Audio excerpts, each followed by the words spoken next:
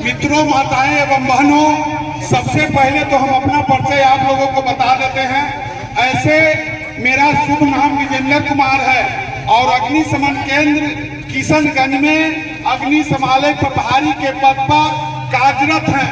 आप लोगों के बीच में आने का खास कारण हमारे महानिर्देशक डीजी महोदया साहब का यह आदेश है कि हरेक चौक चौराहे पर जाकर लोगों को एकत्रित कर अग्निकांड न हो, इसके बारे में हम आप लोगों को कुछ बताने के लिए आए हैं। हम आशा ही नहीं बल्कि पूर्ण विश्वास रखते हैं कि हमारी बातों को आप लोग अपने अपने घरों में जाकर खाना बनाने वाली माताएं बहन को बताएंगे कि अग्निशमन पदाधिकारी चौक पे आकर अग्निकांड न हो, इसके बारे में कुछ बात बताए थे।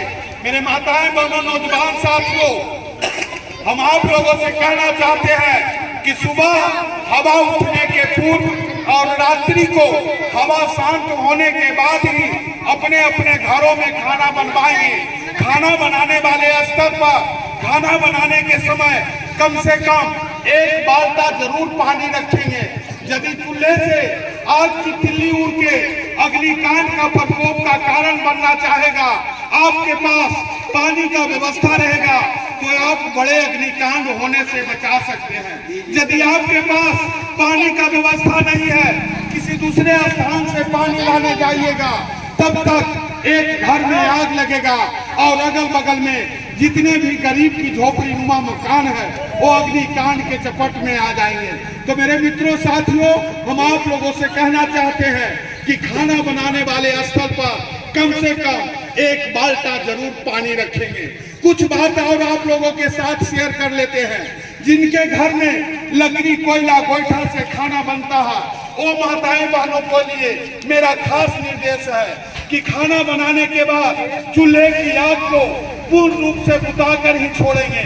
बहुत ऐसे खाना बनाने वाली माताएं बहन हैं जो खाना बनाने के बाद चूल्हे में राख की ढेरी समझ के आग को छोड़ के दूसरे काम के लिए चले जाती है, या तो आग के सहित के राख को निकाल के जहां तहां रोड किनारे फेंक देती है और अगल बगल में जितने भी गरीब की झोपड़ी नुमा मकान है या किसान भाई की उगाई हुई खेत खलिहान में जो फसल है उस पर आग की पिल्ली चला जाता है और अग्निकांड का प्रकोप कर देता है मित्रों साथियों।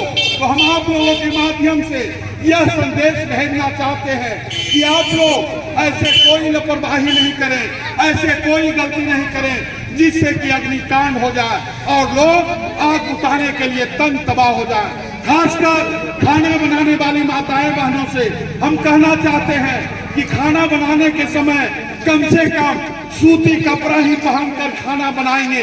उसके साथ साथ शरीर में सफेदार ही कपड़ा पहनकर खाना बनाएंगे। उसके साथ साथ माथे की जूड़ा को बांधकर ही खाना बनाएंगे। खाना बनाने वाली माताएं बहन यदि ये तीन बात पर ध्यान देगी तो सुरक्षित रहेगी। और जब खाना बनाने वाली माताएं बहन मेरी सुरक्षित है तो घर के, टोला के, गांव के, पड़ोस के एक एक व्यक्ति सुरक्षित रहेगा। मेरे मित्रों साथियों, हम लोग फायर ब्रिगेड की टीम आप लोगों के बीच में आए हुए हैं। यदि किसी प्रकार का अग्निकांड होने का सूचना मिले तो तुम फायर ब्रिगेड कार्यालय 101 पर या 112 पर फोन करें।